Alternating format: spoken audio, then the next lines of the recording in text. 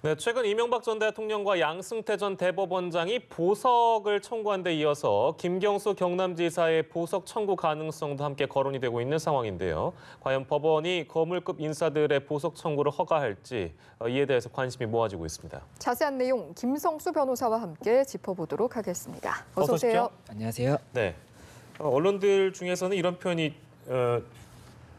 자주 등장합니다. 뭐 보석 바람이라고 표현을 하는 것 같은데요. 그만큼 이제 보석을 신청하는 사람들이 늘고 있다. 그 중에서 이제 이명박 전 대통령 같은 경우에는 먼저 한번 기각이 됐었는데 다시 재청구를 했다고 하더라고요. 근데 사유가 여러 가지입니다. 어떤 사유로 또 신청을 했다고 합니까? 예, 이명박 전 대통령 같은 경우에 이제 1심에서 다스 비자금 횡령 등 의혹으로 인해서 15년 선고를 받고 현재 구속 중에 있는 상태입니다. 그래서 구속 재판을 받고 있는 상황인데 이에 대해서 2월 19일에 다시 한번 보석을 신청을 해서 뭐 이런 사유로 좀 이제 구속 상태가 아닌 상태로 재판을 받고 싶다 이렇게 신청을 한 것이고 그 사유를 좀 설명을 드리자면 일단은 병명이 9가지인데 그 중에 좀 대표적인 질환들을 말씀을 드리자면 수면 무호흡증, 당뇨병, 그리고 기관지 확장증 뭐 이런 것들을 이유로 해서 질환이 있기 때문에 조금 불구속 상태에서 재판을 받았으면 한다. 이렇게 지금 신청을 한 상태인 것으로 알려져 있습니다. 저희는 자세하게 모릅니다만 이런 구치소에는 그 담당 의사가 한두 명 정도는 있죠? 예, 맞습니다. 그러면 그 의사 선생님들께서 만약에 이제 구속 재판을 받고 있는 사람이 내가 이런 이제 여러 병적 사유 때문에 불구속 재판을 받고 싶다 하면 당연히 그 의사 선생님들이 체크를 할 거 아니겠어요? 예, 그런 부분도 이제 소견이 들어가게 되고 또 이제 전문적인 외부의 의사분들의 소견도 들어가게 돼서 그런 부분들을 좀 종합적으로 검토해서 재판부에서 뭐 건강이 굉장히 좀 안 좋기 때문에 불구속 상태가 조금 더 적정한지 여부를 판단하게 됩니다. 그러면 이제 내부에 있는 의사도 판단을 하지만 외부의 전문가가 실제로 예를 들면 이명박 전 대통령을 접견해서 건강이 어떤지 체크를 하고 이제 확인된 병명에 대해서 이 제시한 병명에 대해서 일단은 체크를 할 예정이다 이렇게 이해를 하면 되는 거겠죠? 아마 체크가 이미 이루어져서 제출이 됐지 않을까 지금 예상이 됩니다. 왜냐하면 변호인 측 입장에서는 이게 굉장히 좀 건강 상태가 안 좋다라는 부분이 드러날수록 유리한 부분이기 때문에 아마 변호인 측에서 그런 부분들을 최대한 준비를 했을 가능성이 높을 것으로 보이고 그리고 일단은 지금 변호인 측에서 이 주장하는 부분이 이 건강상의 질환 문제도 있지만 또 이제 이명박 전 대통령 같은 경우에 구속기간 만료가 항소심 단계에서 구속기간 만료가 4월 9일 0시로 예정이 되어 있는데 그러면은 지금 재판부가 2월 달에 변경이 되었는데 한 달 만에 그러면은 웬만한 재판을 다 끝내고 결심을 해야 된다는 것이기 때문에 굉장히 좀 재판 자체가 허술하게 진행이 될 수 있다라는 것을 지금 주장을 하고 있는 것이거든요. 그래서 항소심 재판부 입장에서는 사실은 꼭 구속기간 내에 재판을 끝내야 되는 것은 아니지만 가능하면은 구속기간에 맞춰서 재판을 끝내려고 하는 것이 이제 통상적이기 때문에 이런 부분에 관해서 이제 조금 고민을 할 것으로 보이고 이제 변호인 측에서는 그런 부분도 있기 때문에 재판을 더 신중히 하기 위해서 지금 여러 명의 증인을 지금 신청을 해놨는데 증인도 실제 뭐 신문이 거의 다 이루어지지 않은 상태이기 때문에 불구속 상태에서 하고 싶고 그렇기 때문에 보석을 신청하는 것이다. 지금 이렇게 신청을 한 상태인 것입니다. 알겠습니다. 뭐 종합적으로 설명을 해주셨는데 그러면 단도직입적으로 이명박 전 대통령의 경우에는 이 보석이 승인될 가능성을 어떻게 보세요? 개인적으로는 건강상의 이유로는 조금 가능성이 높지는 않다는 것이 개인적인 생각인데 다만 이제 뭐 구속기간 만료나 이런 부분들을 감안을 한다면은 재판부에서도 그런 부분은 조금은 고민을 할 수밖에 없습니다. 재판부가 지금 새로 바뀌면은 아예 이제 그런 상황을 모르는 판사님들이 이제 사건을 재검토를 해야 되기 때문에 그런 부분 때문에 조금은 좀 고민을 해볼 여지가 있지 않나. 재판부의 변경에 대한 부분이요. 예, 알겠습니다. 이 전 대통령뿐만 아니라 사실 지금 양 전 대법원장도 보석을 이제 신청을 한 상태인데 신기한 것이 이 보석 신문이 아직 정식 재판이 시작이 되지도 않았는데 다음 주 화요일쯤에 열린다고 해요. 이런 경우가 종종 있나요? 이게 피고인들의 입장에서는 굉장히 본인이 이제 구속된 것 자체가 조금 이제 억울하다고 생각하는 경우에는 이 정식 재판이 청구되기 전이라고 하더라도 하루라도 빨리 이제 불구속 상태로 나아가고 싶기 때문에 신청을 조금 서두르는 경우도 많습니다. 다만 이제 변호사 입장에서는 이게 지금 어떤 상황인지를 모르는 상태이기 때문에 최대한 좀 준비를 해서 보석 신청을 하자라고 하기 때문에 보통은 정식 재판이 들어간 다음에 신청을 하는 경우가 대부분입니다. 근데 아마 양승태 전 대법원장 같은 경우에는 이 신청 자체는 원래도 할 수 있는 게 법상 이렇게 정해져 있는 부분이기 때문에 이 재판에 들어가기 전에 보석 신청 부분을 정확하게 다시 한번 좀 이야기를 논의를 하고 들어가고자 이 정식 재판에 들어가기 전에 신청을 한 것이 아닌가 그렇게 좀 생각이 됩니다. 들리는 얘기로는 이제 방어권 보장 이유로 보석을 신청한다는 얘기도 들리고 직접 이거를 본인이 나와서 소명한다는 얘기도 있고 해서 이게 이례적인 경우입니까? 아니면 어떻게 받아들여져야 되나요? 우선은 양승태 전 대법원장 같은 경우에는 법조인이고 예. 뭐 워낙 굉장히 법의 전문가지 그럼요. 않습니까? 네. 그렇기 때문에 일반 분들과는 당연히 다르게 본인이 이런 신청이나 이런 부분에 당연히 관여를 더 많이 할 수밖에 없습니다. 제가 만약에 제 사건이 있다고 하면 당연히 더 신경을 많이 쓰겠죠. 예. 그렇게 볼 수가 있고 또 이제 구속영장 청구 당시에도 양승태 전 대법원장 같은 경우에는 본인이 굉장히 좀 적극적으로 이렇게 좀 뭐 변론을 한다든지 네네네. 그런 부분들을 굉장히 좀 행보가 있었기 때문에 예. 이번 심사에서도 굉장히 본인이 적극적으로 좀 뭔가 주장을 한다거나 이럴 예. 가능성이 높지 않나 싶습니다. 예. 지금 이명박 전 대통령 그리고 양승태 전 대법원장 저희가 이야기를 해봤는데 지금 보석과 관련해서 함께 또 거론되고 있는 인물이 김경수 경남지사 아니겠습니까? 만약에 이제 보석을 청구를 한다고 가정을 했을 때 심리 전망 어떻게 보세요? 일단은 김경수 도지사 같은 경우에는 현재 지금 재판부 변경으로 인해서 3월 정도에 보석을 신청할 방침이다라고 알려져 있는 상태입니다. 예. 이게 재판부가 변경이 될 거니까. 예. 그런데 뭐 도지사로서의 지금 업무 공백이 있는 상태고 예. 또 이제 도민들이 굉장히 많은 탄원서를 제출을 한 상태입니다. 예. 그리고 또 증거 인멸의 우려가 없다라고 지금 변호인 측에서 주장을 하고 있는 것이 공범인 드루킹이 구속된 상태이기 때문에 뭐 예. 증거 인멸이나 이런 우려도 없다 이렇게 주장을 하고 있어서 사실은 뭐 논리적으로는 어느 정도 꽤 이제 좀 보석이 인용될 가능성이 높지 않나라는 생각도 들기도 합니다. 그리고 또 홍준표 전 도지사 같은 경우에 그 전 대표 같은 경우에 도지사 시절에 예. 1심에서 징역형을 선고받았는데도 불구하고 또 구속이 안 됐던 사례도 있었기 때문에 예. 그런 부분들을 감안한다면 충분히 보석이 좀 인용될 가능성도 높다고 보이지만 예. 또 다른 사유들이 뭐 재판부가 어떻게 사건을 보느냐에 따라서 결국에는 결론이 날 수밖에 없기 때문에 예. 정확하게는 조금 예상이 어렵지 않나 싶습니다. 예, 오늘 저희가 다룰 주제는 아니지만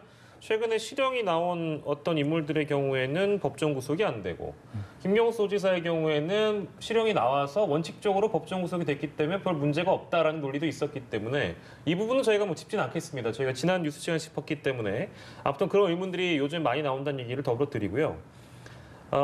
이게 좀 법률적으로 저희가 용어가 헷갈려서 구속 집행 정지를 신청한 사람도 있습니다. 김기춘 전 대통령 비서실장의 경우에는 이제 지금 화이트리스트 사건과 관련해서 항소심 재판 중인데 구속 집행 정지를 해달라. 보석하고 어떤 차이가 있는 건지도 좀 헷갈립니다. 예, 이 구속 집행 정지라는 것은 구속이 지금 돼 있는 상태인데 예. 이것을 좀 정지시켜 달라라는 것이고 예. 통상적으로 이제 일정한 뭐 주거 공간을 정해서 예. 거기 안에 있는 조건으로 해서 예. 이제 좀 구속을 집행을 정지해 주는 것입니다. 그래서 예. 통상적으로 좀 건강이 뭐 안 좋다든지 예. 아니면 뭐 임신 상태에서 이제 조금 나가서 있는 것이 더 낫다든지 이런 경우에 재판부에서 예외적으로 좀 허가를 해주는 그런 절차라고 보실 수가 있고 예. 보석 같은 경우에는 이제 일정 보증금을 걸고 이제 구속에서 석방 단계로 이렇게 좀 나아가는 그런 제도라고 보시면 됩니다. 그러면 구속 집행 정지 신청은 사실상 뭐 돈이 안 들고 보석의 경우에는 일정 부분 돈이 드는 그 차이가 있는 것이고 그리고 일정한 공간을 제시를 해야 되는군요. 그러니까 구속 집행 정지 신청은 내가 어디 공간에만 있겠다, 어느 장소에만 있겠다라는 조건을 내걸고 나가는 것인데 보석은 뭐 이제 돈 주고 나가면 마음대로 어디든지 갈 수 있는 거 딱 그 차이입니까 그러면? 보석이라고 하더라도 뭐 마음대로 어디든지 갈 수 있는 것은 아니고 그래요? 예, 어느 정도의 행위 제한은 있습니다. 다만 이제 구속 집행 정지의 경우에는 건강상의 이유로 보통은 이제 정지를 해주는 것이기 때문에 예. 아무래도 주거에 대한 제한이 좀 더 크다고 생각하실 수가 있는 겁니다. 알겠습니다. 차이를 저희가 짚어봤는데요. 네. 일단 보석은 앞서 기각이 됐고 이제 구속 집행 정지 요청을 한 건데 이거 받아들여질 수 있을까요? 이게 김기춘 전 비서실장 같은 경우에는 일단 보석 당시에도 건강상의 이유를 이제 원인으로 해서 보석을 신청했었는데 기각이 한 차례 난 겁니다. 예. 그리고 지금 이번 집행정지 신청 같은 경우에도 이제 심장병 등 건강이 악화됐다. 그렇기 때문에 좀 정지를 신청한다라고 했는데 예. 결국에는 실제로 어느 정도 악화가 됐는지에 따라서 정지 신청의 인용 여부가 결정이 되지 않나 싶습니다. 혹시 죄송한데 이 보석이나 구속집행 정지의 경우에는 신청 횟수에 제한이 있습니까? 신청 횟수에 제한이 있다고 보기는 어렵습니다. 이게 정당한 권리이기 때문에 다만 뭐 기각이 되고 나서 다시 신청을 한다고 하더라도 또 새로운 사유가 발생하지 않는 이상은 뭐 기각될 가능성이 굉장히 높다고 보일 것으로 보입니다. 예, 알겠습니다. 자, 정리하는 차원에서 여쭤보는 건데 이 인용률 자체가 지금도 화면에 나가고 있습니다만 이런 저희가 지금 주로 다루고 있는 그 사건은 대부분 다 이제 형사 사건이라 가지고요. 형사 사건의 경우에는 이렇게 그 보석 허가율이 낮은데 그 뭐 굳이 다 받아줄 필요는 당연히 저도 없다고 생각합니다만 낮은 이유는 우리가 어디서 찾아볼 수 있을까요? 이게 보석이라는 것이 한 차례 이미 구속영장 신청 당시에 구속을 하는 것이 마땅한지를 판단을 하고 나서 구속이 된 분들이지 않습니까? 그렇기 때문에 이게 34%라는 뭐 수치가 꼭 낮다고만은 볼 수가 없는 겁니다. 이미 구속을 한 상태에서 이미 판단을 했는데 다시 그 부분에 대해서 고민을 하고 구속을 풀어주는 것이기 때문에 그렇기 때문에 상당히 낮은 것은 아니고 어느 정도는 뭐 꽤 인용률이 높구나, 꽤 인용률이 높구나라고도 볼 수가 있는 부분이고 그렇기 때문에 많은 분들이 이제 보석 신청을 생각을 하는 것이고 실제 인용이 되고 그렇게 볼 수가 있습니다. 알겠습니다. 보석 청구를 둘러싸고 새 인물에 대한 사안들 저희가 짚어봤고요. 다음 주제로 좀 넘어가 보면. 오늘 기아차 통상임금 2심이 이제 진행이 됐는데 그 판결이 나왔습니다. 일단 이 내용부터 한번 짚어보죠. 이 기아차 통상임금 사건이라고 해서 굉장히 좀 이슈가 됐던 부분이 이 청구 금액이 이자까지 합치면 1조 정도에 이제 이르렀었거든요. 그러니까 금액도 크고 굉장히 좀 통상임금이라는 것 자체가 사회적으로 인식이 좀 달라질 수가 있는 판결이기 때문에 굉장히 많은 관심을 모았습니다. 그리고 실제로 2013년에 이 기아차 외 다른 이제 또 기업이 통상임금 소송을 해서 패소를 하면서 또 한 번 이슈가 됐던 그런 사건인데 이번 2심에서 오늘 이제 14시에 판결이 났는데 2심에서도 그 상여금이라든지 일부 부분은 통상임금으로 인정을 해서 퇴직금 등 산정을 함에 있어서 포함을 시켜야 된다. 이렇게 지금 판결이 났다는 소식입니다. 그 말씀하신 이제 그 일부 금액만, 그러니까 정기 상여금 부분만 인정이 됐기 때문에 그 인정 금액이 줄어든 사유가 이제 거기서 찾아볼 수 있는 거겠죠? 이 통상임금에 대해서 조금 설명을 드리자면 이게 통상적으로 받는 돈이라고 생각을 하시면 되는데 이게 중요한 이유는 뭐 휴무 수당이라든지 퇴직금이라든지 이런 것들을 통상임금을 기준으로 해서 이제 계산을 할 수가 있게 됩니다.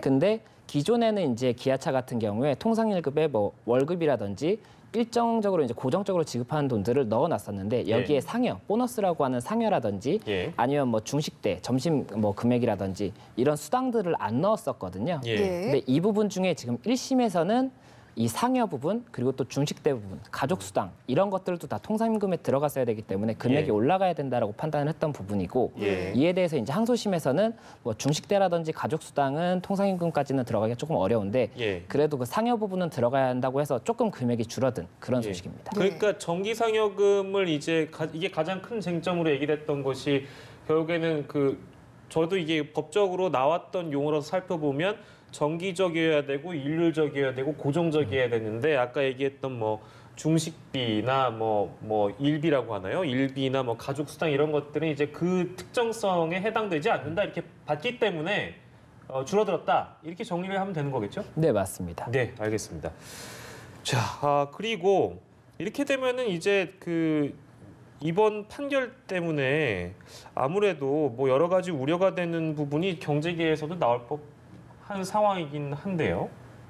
이제 차후에 여러 판결에 또 영향을 당연히 줄 거라고 예상할 수밖에 없겠네요.